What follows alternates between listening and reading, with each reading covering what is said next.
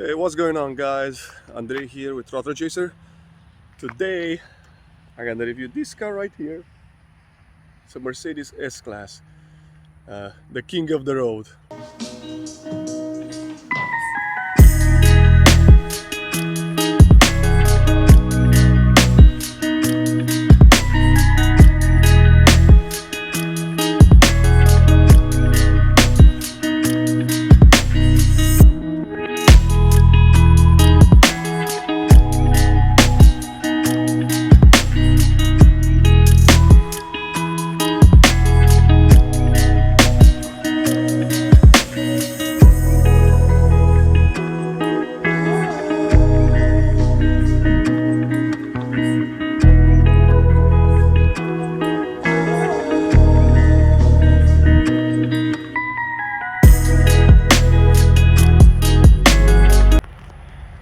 Okay, so today we have the 2015 Mercedes-Benz S550.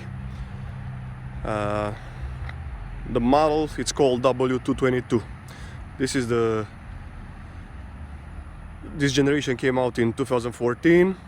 There are a few minor changes in 15 and 16, and in 2018 we have a facelift from this model. The S550 has a 4.7 liter B turbo or twin turbo that produces around 450 horsepower. This model also in Europe is known as S500. This is the long wheelbase version. In Europe you get a short wheelbase version for the, I don't know, 350, the diesel one, or whatever, the lower trim models. In US they only sell the long body version, you know, the long wheel version. Okay, you have more room in the back. This particular model has the AMG exterior package, which costed like $5,000. By the way, the base price of this car was, I think, $102,000, and believe it or not, it doesn't have that many options. When you start putting options on it, it gets expensive very quickly. This one, the sticker price on this one was $121 in 2015. $19,000 in options, which include the AMG body style. It was $5,000, which is a different bumper. We have the 20-inch staggered wheels, AMG wheels. Okay, we have the side skirt over here, and that's about it, but makes a huge difference compared to the regular model. So this particular model, it's a 4MATIC, which means it's a four-wheel drive. The advantage of the four-wheel drive, it's obvious, you know, traction and stability. The disadvantage is that you cannot get the magic body control on this car. If it's only rear-wheel drive, it has the magic body control, which means like when you go off on bumps or something like that, it has a camera that scans the road, and basically it's seamless. You're not gonna worry about big potholes or bumps or anything like that. Now let's take a look at the trunk. Of course, this car is keyless go, keyless entry. The trunk over here, you can open it with your leg like that. Come on, one more time. Okay, it's automatic, or you can open it from the key or from the button over there. You can close it from this button, or you can close it and lock it from this button. Trunk size, it's pretty decent. You have here some nets left and right. You can put your groceries and whatever, and you have an extra storage here. It doesn't come with a spare tire. Whoever had this car before didn't even left a jack in there or anything, but it is what it is. Some extra storage. Not much to say about the back. I'm gonna close it now. You do have an option from inside the car when you open the trunk to open it halfway or full way. halfway, just in case you have a low garage or a low parking spot and you don't want the trunk to hit the ceiling, basically. Now, to lock the car, you tap on this sign over here on every door. Okay, to unlock it, you simply put your hand in here and it's unlocked, and you pull. Every single door has soft closing doors. Basically, you put it like that and it's closed itself, every single door. If you notice these things here in the grill, okay, these here are for the camera, okay, which I think is actually just this one is a dummy, and these four over here are for the radar, the cruise control, adaptive cruise control, that lane keep assist, blah blah blah. The very base models don't have any of these, you know, so these are optional. So if you see an S-Class that has only these four, you know it doesn't have the 360 camera. Or if it has these things and doesn't have this thing, you know it doesn't have the cruise control, and so on.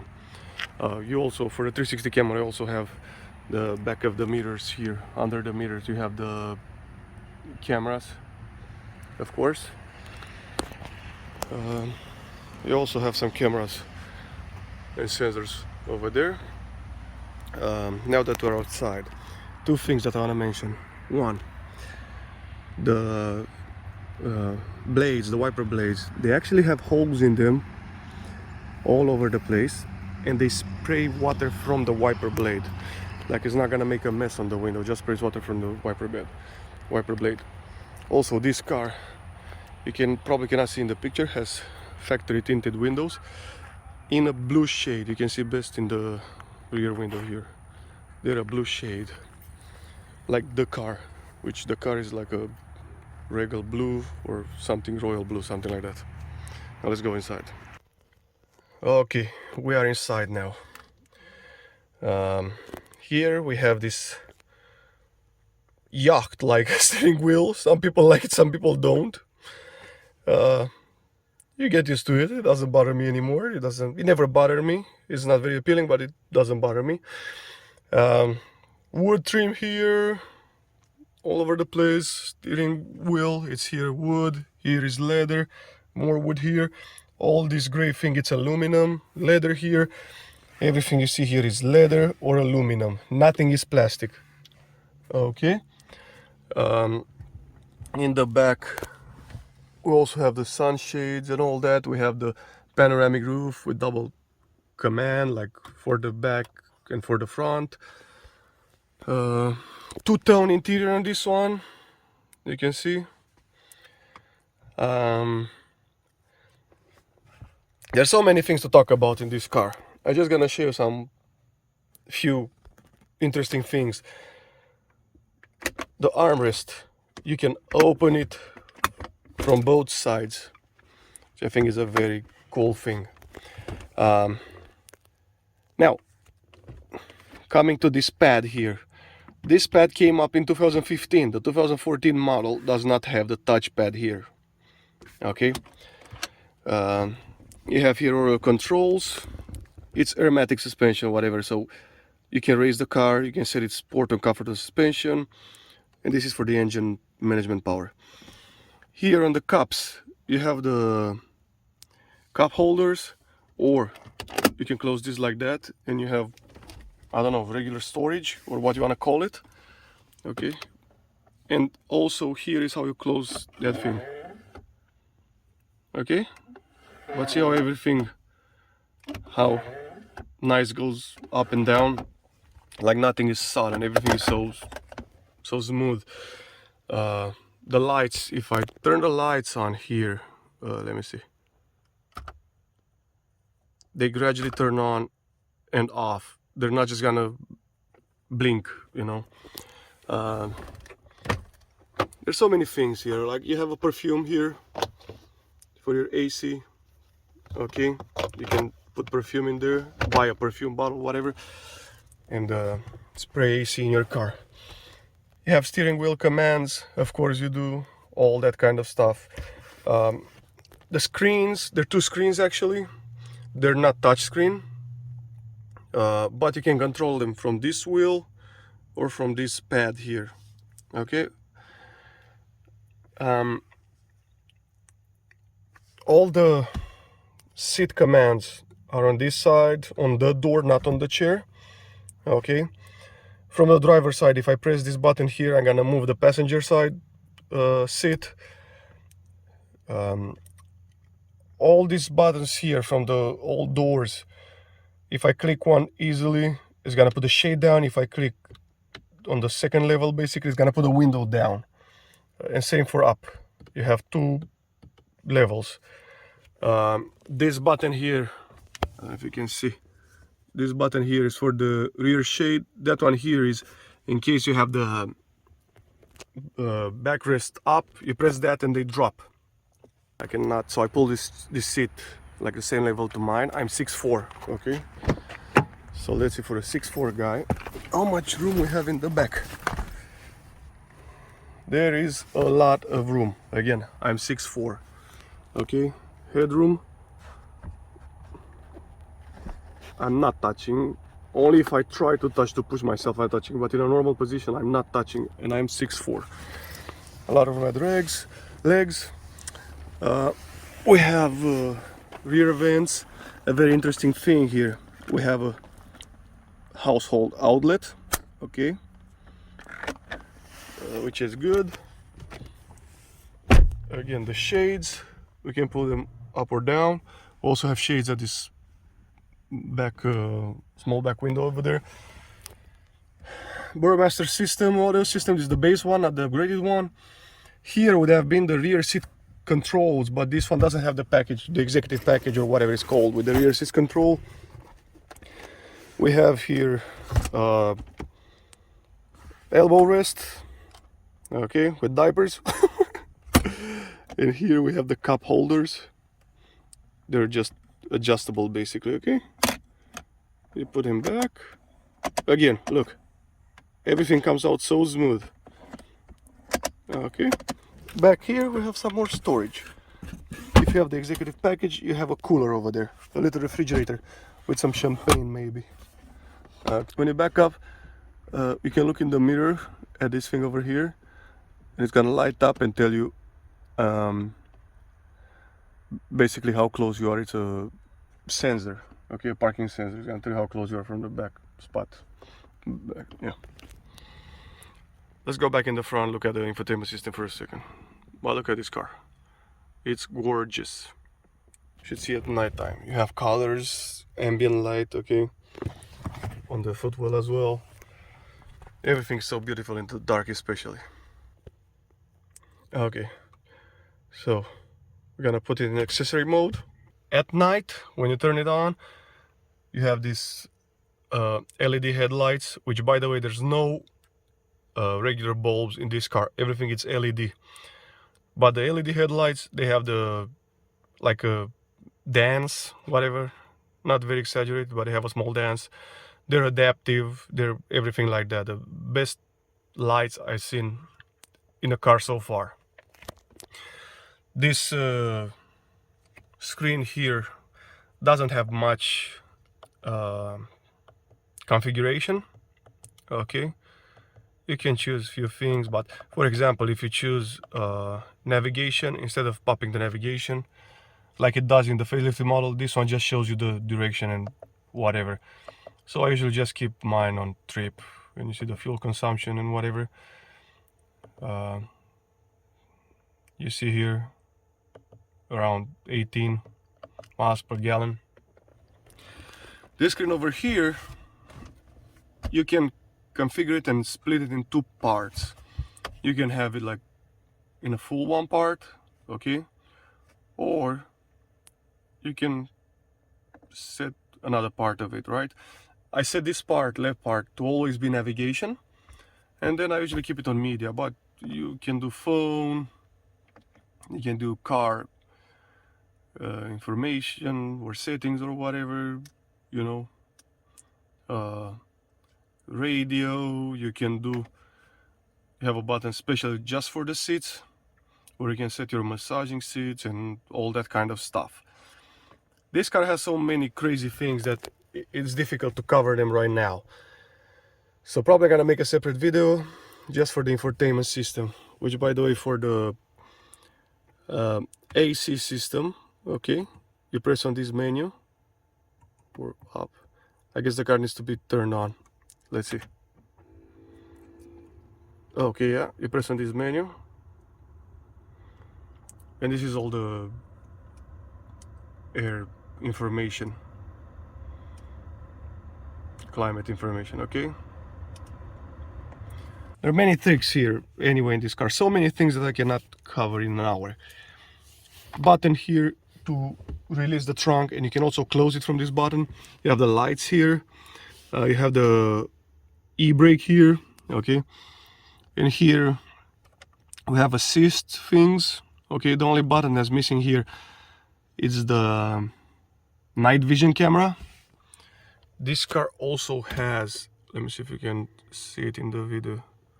Yeah, you see over here, it's got the heads-up display. Now, let's just take it for a ride. Okay guys, so driving. This is the shift selector. Okay, pressing on it is park. And you have here, if you go down, you go in drive. If you go up, you go in reverse. You have paddle shifters, which I never use. I always keep this car in comfort. I drove it in the sport mode as well a few times.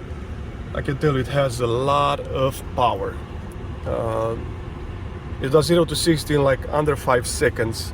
You can find videos on YouTube with that. And the way this car drives is like no other. It's extremely smooth, extremely comfortable. It's a 7-speed gearbox. If you keep it in comfort, it starts in second gear every single time. Give me 1 second. Okay. Starts in second gear every single time. I'm sorry for the sun. The gearbox is not made for speed, like for quick shifts. It's for comfort. Even when it's put in sport, it's gonna keep the revving higher. It's gonna shift maybe a little faster, but I don't think so. But it's gonna jerk you, you know what I mean? In comfort, it's not gonna jerk you. It's gonna be perfectly fine. Just comfort. Suspension is phenomenal. I don't know. I feel like a train, like a train on, what you call it, on magnets, you know, like levitating, like a cloud, right? Like a boat. It's big, heavy, but it's very stable. It goes fast, it stops well, and you're extremely insulated from the outside world. You cannot hear anything. You barely hear like a 18-wheeler when you pass it or whatever. The downside of this thing is that I also have a Corvette, and it's more likely like I get a speeding ticket with this car, because you do like 100 or 120 or whatever and you cannot tell. Like I'm telling you, you're doing 50, you try to overpass somebody, by the time you're ahead of that car you're doing 90 or 100 and you cannot tell. It's amazing.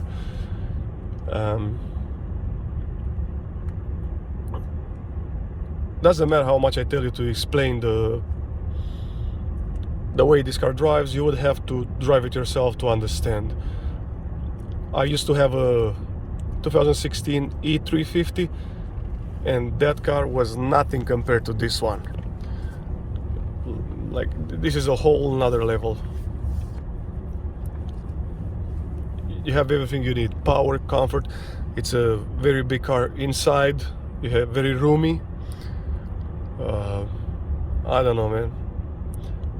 The downside, let's say,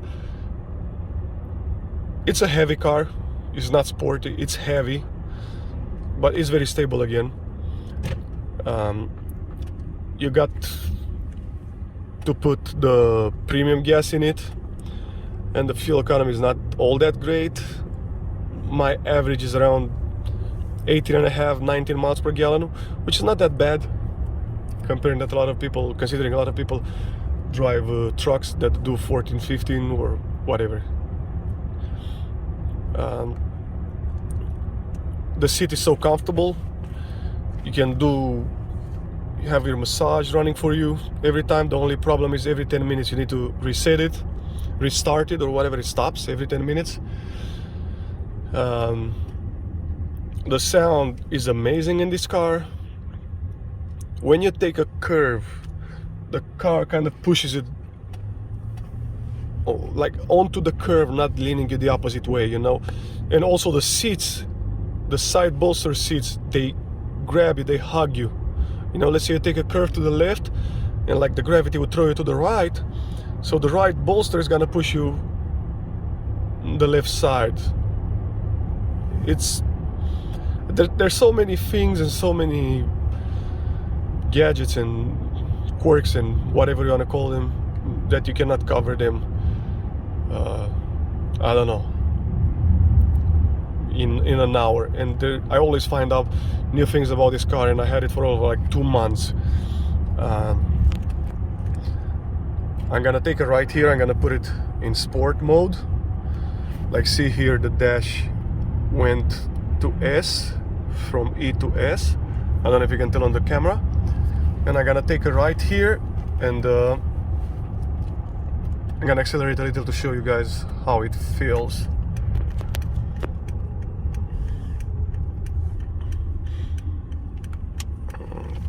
Okay, so floor it now.